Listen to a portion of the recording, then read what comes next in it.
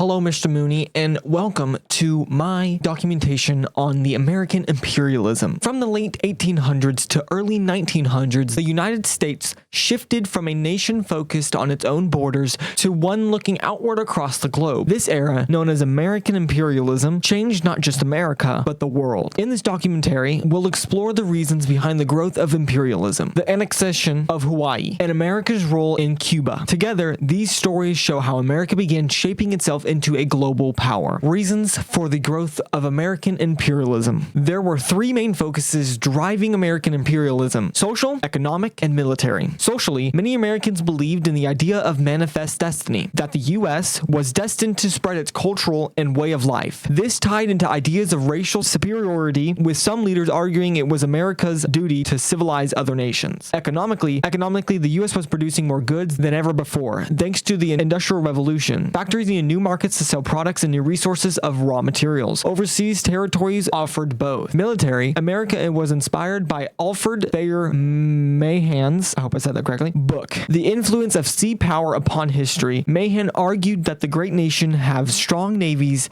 and overseas bases. Leaders like Theodore Roosevelt agreed, pushing for a larger navy, what would become known as the Great White Fleet. These forces combined to push America beyond its borders and onto the world stage. America's acquisition of Hawaii. Hawaii was more than just a tropical paradise. It was a valuable piece of land in the Pacific. But the late 1800s, American businessmen owned large sugar plantations there, making Hawaii's economy deeply tied to the United States. But not everyone was happy. Queen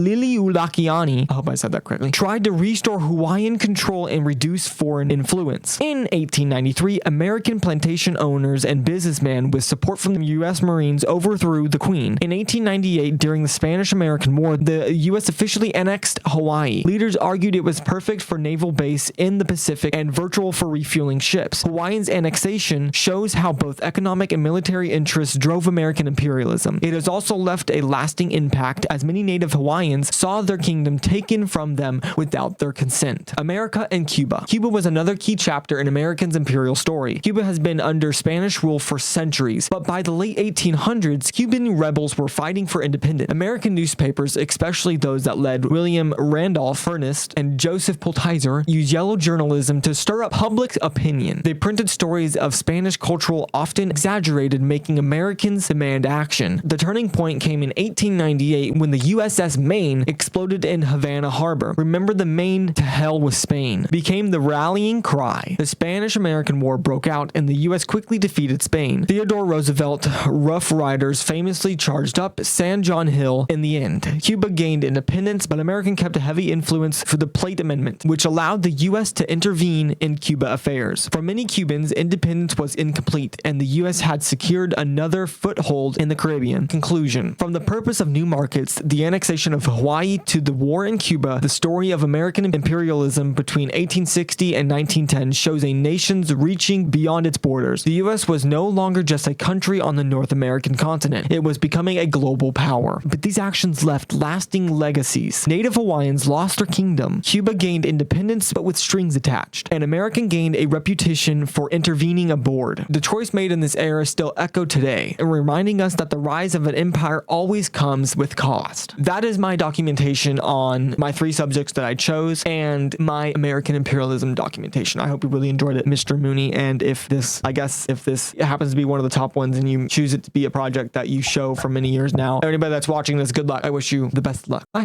Ow. Bye.